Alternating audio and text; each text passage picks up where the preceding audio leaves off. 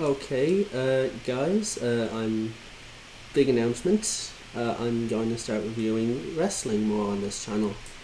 So, to start off, I am going to announce that between now and the 2nd of April, which is Wrestlemania Day, I'm going to review, between now and then, I'm going to review all 32 Wrestlemanias from 1 to 32.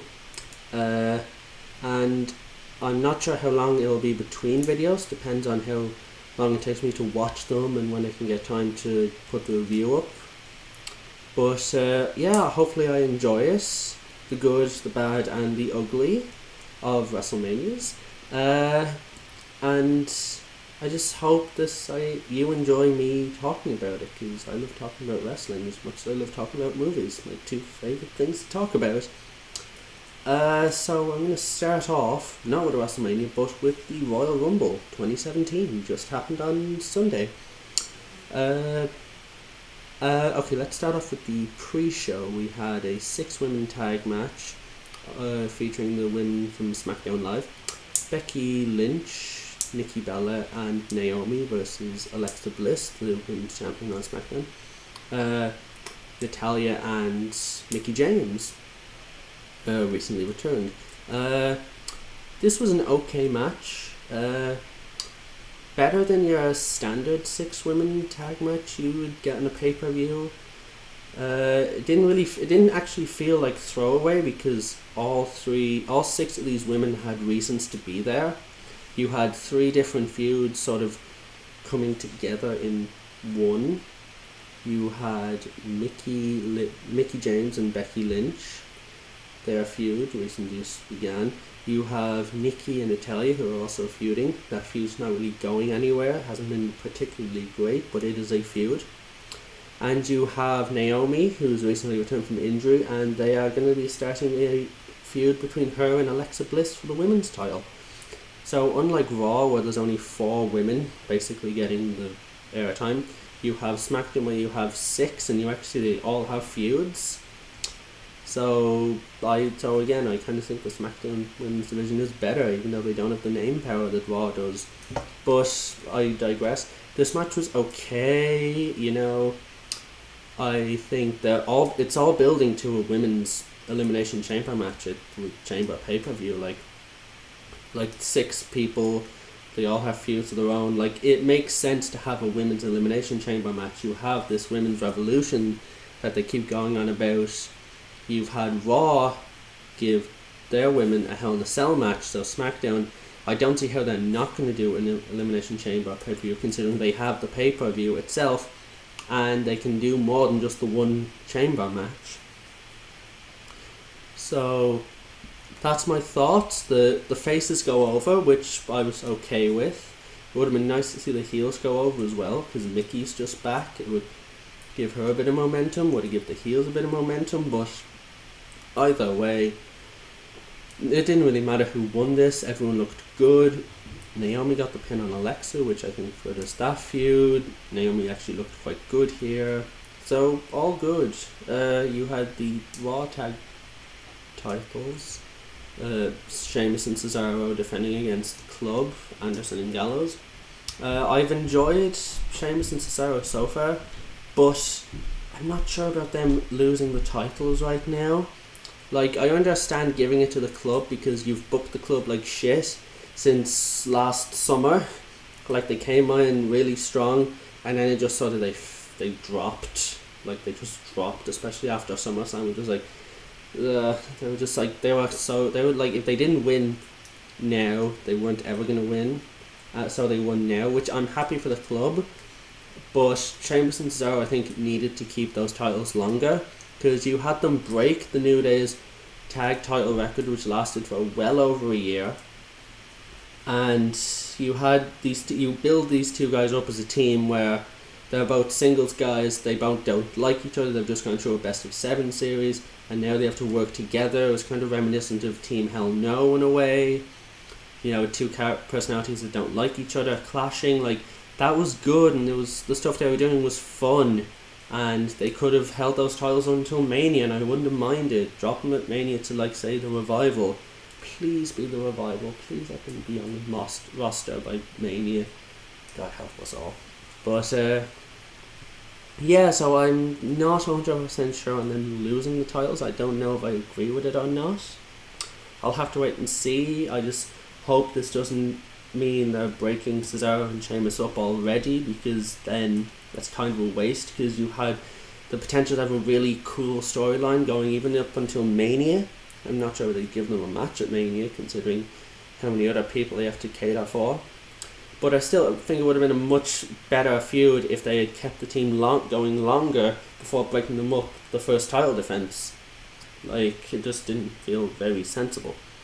And then you had the pre-show main event, which is a ridiculous concept. Nia versus Sasha.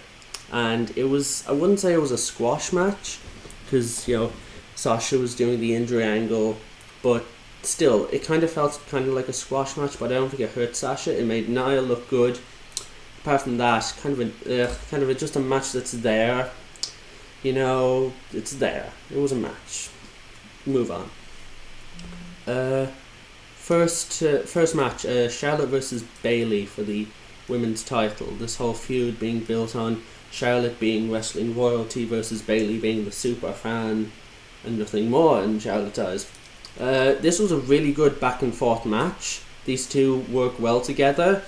There was some great storytelling with Bayley as the underdog, as she always is. Charlotte is possibly the best heel on the Raw roster. Like, she's just so good at being a heel. She doesn't even need her dad anymore there.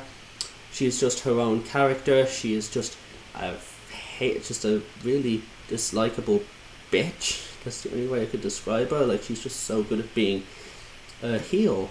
She's definitely her father's daughter in that sense. But yeah, this was a really good match. I would have liked to have seen it gone on a couple minutes longer, but I really liked the ending, where not only did Charlotte go over clean, which I wasn't expecting. I was expecting a Dana Brooke run-in, but the natural selection on the ring apron looked awesome, and it was the type of move that would put Bayley down for a 3, and it wouldn't make Bayley look bad, because we've never seen that before, and it looked devastating. And this whole thing is building towards Bayley winning the title at WrestleMania, which is perfect storytelling, because a character like Bayley, her title win is going to mean something, because she's over as a fit babyface and she's an underdog, and the underdog victory at the biggest stage possible is such a good story to tell. It never gets old. So that's where it's going, and I enjoyed this match. Could have been longer, but still enjoyable. Second matchup, Roman Reigns versus Kevin Owens for the Universal title, with Chris Jericho hanging in a shark cage above the ring. God, this match was a lot more fun and a lot better than I thought it was going to be, because these guys have fought a lot recently on Raw and on Roadblock. So I've seen this match before, so I wasn't really excited about it. I was more excited about Jericho being in a shark cage than the match itself. And Jericho was awesome, because Jericho is always awesome. This match was fun. It was a fun weapons match. You had spots like Kevin Owens frog splash through the table through Roman Reigns. It was like, that was a really cool spot. It looked like he almost murdered Reigns. You had the brass knucks, the Superman punch with the brass knucks. Owens giving that to Reigns rather than the other way around. That should have been the ending right there. Like, fuck Roman Reigns and not kicking out there. Like, we'd never seen that before. That should put any normal person down. But no, Reigns has to get up at 2. I will rant about Reigns a lot more towards the end of this video, trust me. But then you had like Owens going through the stack of chairs. That looked awesome as well. This was just a fun match. Probably the best Owens versus Reigns match I've ever seen. The Braun Strowman interference at the end made sense in a way, because there'd been talk of Roman versus Strowman at Mania. As long as it's not for the title, I don't mind. Like, it's a good mid-card match, but not for the Universal or the World title. Like, no, I don't want Reigns in any sort of World title match at Mania this year. Not after what happened last year. But anyway, so this again was a good match, really enjoyable, better than I thought it would be. Jericho was entertaining in the shark cage. Both guys gave their all. It was just a fun match and better than I thought it would be.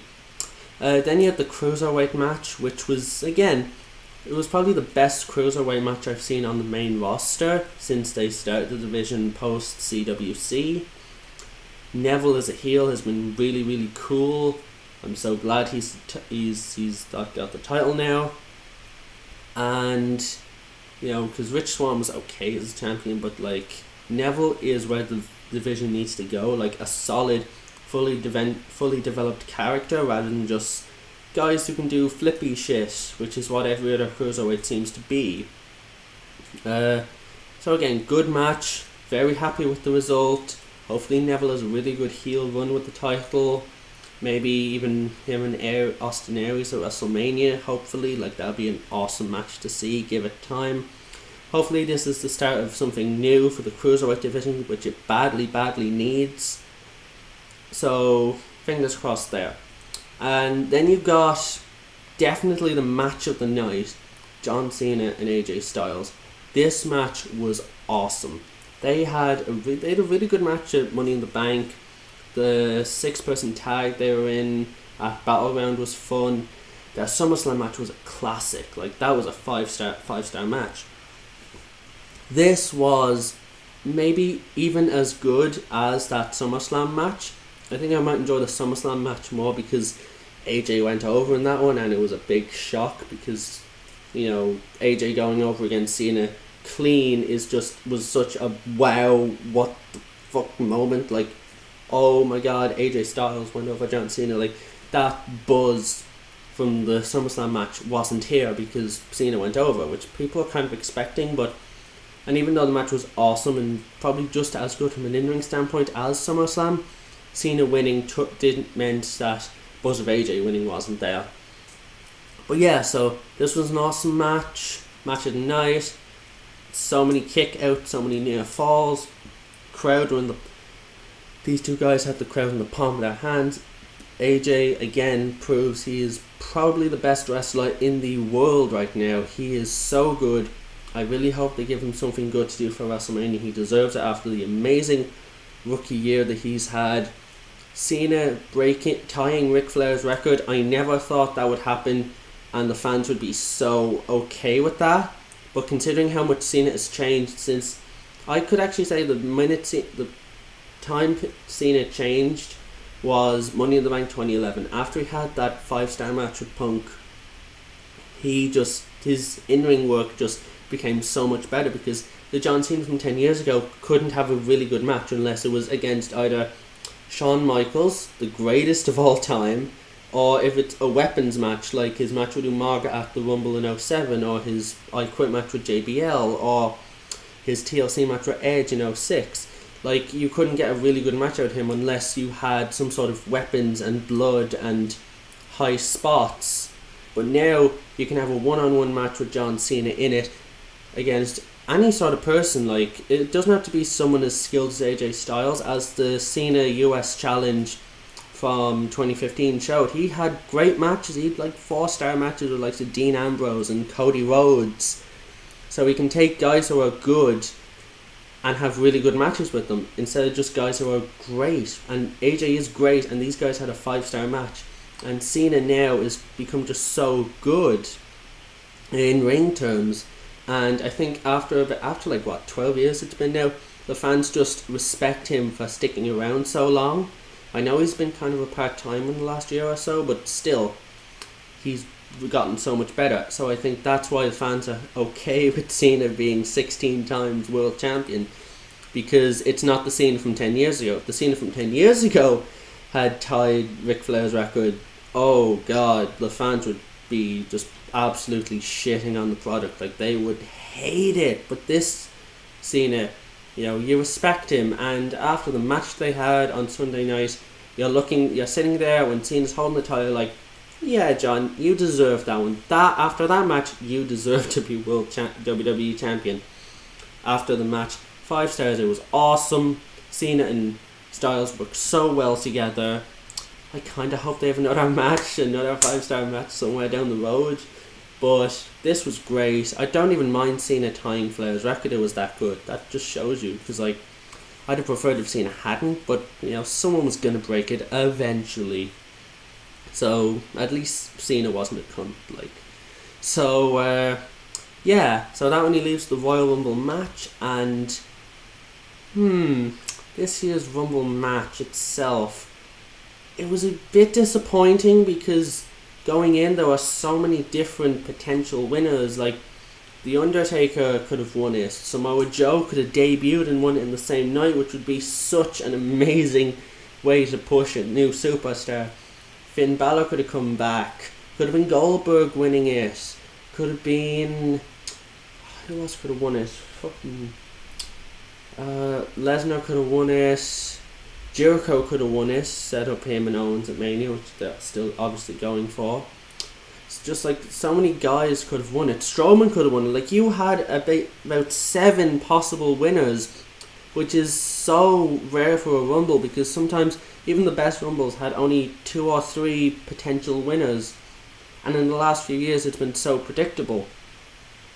But then you had Randy Orton win it, and it's like, that is predictable because he has won a Royal Rumble before. Please, next year, can we have someone win the Rumble for the first time? Because in the last... since 2012 there's only been one first time winner of Rumble. 2013 you had Cena win for the second time. 2014 Batista won for the second time. Reigns won it for the first time in 2015, but fans fucking hated that. And then last year Triple H won for the second time. It's like, can we please have a first time winner the fans actually like? Because now it's like, last year's wasn't totally controversial, but it was still way too predictable. This year it's like, it's not 2015 levels of, oh my god, 2015 or 2014 levels of the fans turning against the Rumble, but the fans still didn't like the ending. But let me start with sort of the first part of the match. I enjoyed the match. I enjoyed it, I know there wasn't enough surprise entrance. Like, I would have loved Kurt Angle to come back, I'd have loved Joe, I'd have loved Finn. Hell, if Psycho Sid had come out, I would have marked out. But just there wasn't enough surprise entrance. Like, there was Ty Dillinger at number 10, which was awesome because everyone wanted Ty Dillinger to be number 10, but it wasn't. But other than that, like, there was no surprise entrance, and I'd have loved to have been more surprise entrance. But I was kind of glad that they felt confident enough in the roster that they had, that they said, okay, we've Undertaker, we've Lesnar, we've Goldberg, we've advertised them, and that's the only really big stars, part-time stars you're going to get in this Rumble. Everyone else is going to be a full-time roster member, and so be it. We're going to live and die by our own guys, our young talent, which I respect. Although, I respect that. It took away from the Rumble experience, but I still enjoyed the fact that they were willing to go with their own guys. Jericho looked great. Like, there was times when I thought Jericho was going to pull the whole thing out.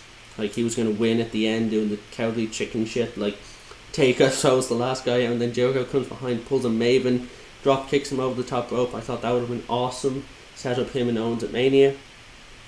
But he looked great anyway. He lasted like an hour, which was wonderful. Sami Zayn looked great. He lasted until I think it was the final 7, which was really cool.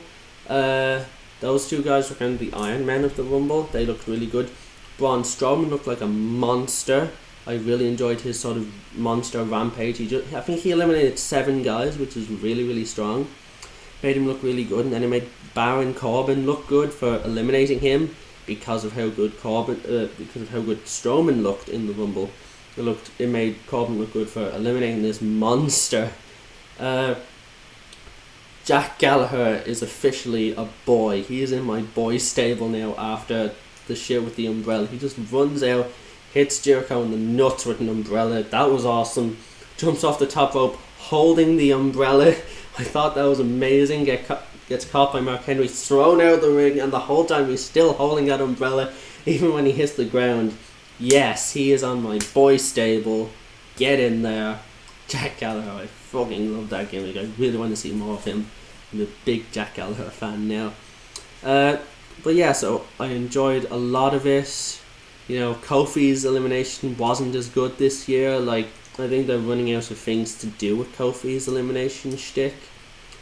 But it was okay. Like, I thought it was cool, and I admired the athleticism, considering he hit his like the sternum off the ring post, which must have hurt like shit, and still holding on. Like, that's not as visually cool as the handstand or the pogo legs thing. What I think that might be the harder of the ones to pull off, but because of the pain. But yes, that, and I think maybe Lesnar and Goldberg weren't in there long enough, but I understand why they eliminated Lesnar as early as they did.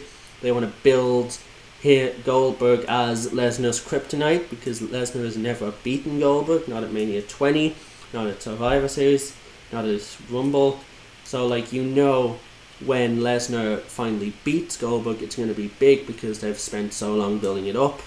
And credit to Lesnar for understanding this and agreeing for it, because he could have easily been like, no, I'm not looking weak. I just fuck you on your plans, I'm not looking weak. Pay me, that whole thing. But yeah, so props to Lesnar for that. Undertaker and Goldberg's face off, that was awesome.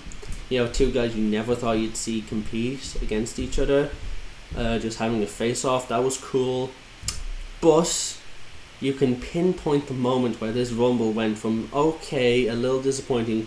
You can see where it was like chucking along, and at the point where it just went off the rails, and that was number 30. Because you had all this build up where it was like, okay, Undertaker's number 29, Goldberg's number 28, you know, Lesnar's 26 or whatever. So they're like, oh, there's one spot left. Who's this going to be? It's going to be Samoa Joe or Finn Balor. Samoa Joe. And then it's a Samoan guy named Joe. Reigns. Oh my god. It's like the guy who fucking killed the 2015 Rumble is now the 30th entrant in the 2017 Rumble, and the fans just lost it. Like, they hated this. This was Vince trolling at his very best. Like, just this whole thing, just Roman's music, and I can just see Vince in the back being like, it's like the second best Rumble trolling sin ever. The first being Daniel Bryan's elimination, and then immediately Goldust's entrance music with the Shattered Dreams on the Titantron coming up. It was like, that's trolling. And this was trolling. And just let Roman, oh my god, the boos when he eliminated The Undertaker. They are building to a Taker versus Reigns match at WrestleMania. And whether the fans want it or not, it's probably what they're going to get. And Reigns got nuclear heat for eliminating The Undertaker. I'm okay with seeing Lesnar, Taker, sorry I keep saying Lesnar, Undertaker and Reigns at Mania. But they need to have Roman Reigns as the heel, because face Roman versus face Taker is not going to work. The fans hate Roman anyway. You should turn him heel regardless of who he's facing at Mania, whether it be Strowman or Taker or anyone. Just make him a heel and get him over as a heel, because getting him over as the face didn't work. It didn't work with Lex Luger. It isn't working with Roman Reigns. Why isn't Vince getting this? It's been fucking years. He is not going to be the next Cena. I'd prefer Cena over this guy. But yeah, so Reigns just eliminates Taker and eliminates Jericho. I was like really angry when Jericho got eliminated. It was like, oh, damn you, Reigns. Damn you. Like, Jericho should have won it. After being in there an hour, he should have won it, or even had even a better elimination. Like, it was just Superman punch over the top rope. Like, Jericho was in there an hour. When you're in there an hour, you deserve a much better elimination than that. And then what Bray Wyatt, Randy Orton and Roman Reigns are the final three. You could see the crowd just wasn't interested after that. Just like those last three, like no one really cared. Like, I'd have liked to, it would have been nice to see Bray win the Rumble, because then obviously you're setting up Randy Orton versus Bray Wyatt at WrestleMania. So either Wyatt's going to win the So it's going to be either Wyatt wins the Rumble, Orton wins the title, Elimination Chamber, and that's how you set up the match, or Orton wins the Rumble, Wyatt wins the title at the Elimination Chamber, and then you set up the match at Mania. It seems to be the latter rather than the former in that situation, which I'm okay with because it means Bray gets a WWE title run, which would be nice considering how badly he's been booked over the years. But Orton winning just was an anti-climax. Bray winning would have been a very, very nice surprise because no one thought it would be Bray Wyatt. But Orton would have was an anti-climax. The only thing that makes it better would be it's a much lesser of an anti-climax than Roman winning. The fans would have rioted if Roman had won that. Like, the boos would have been unbelievable. But Roman was the last eliminated. Thank God. I'm not really over the moon about that Orton won, and I think that ending to the Rumble soured it. It went from being an enjoyable Rumble to being an enjoyable but overall disappointing Rumble, and because of that I think it took away from the overall quality of the Rumble pay-per-view itself, because the Rumble pay-per-view before that was actually really good. I think this is probably one of the best Rumble undercards ever, because the Rumble undercard kind of gets overlooked in a way because everyone's so focused on the Rumble match itself that the 3 or 4 other matches on the show kind of get pushed under the carpet. But if I was to compare undercards, it would be maybe this and the Royal Rumble 2000, which is ironic because I think the Rumble match in 2000 was very disappointing, but the card itself was awesome.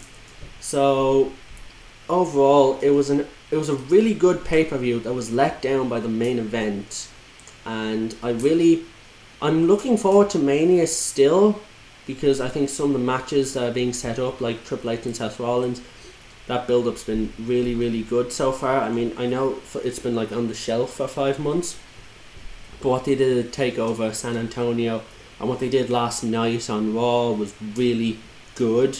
I think the build for that, if it keeps up the way they're keeping it up, it's going to be a really cool, really good build, and the match will hopefully pay off. Lesnar and Goldberg, that's happening. I'm okay with it. Big Show and Shaquille O'Neal can fuck off. I don't want to see that. Cena versus whoever Cena's facing. Hopefully that's okay.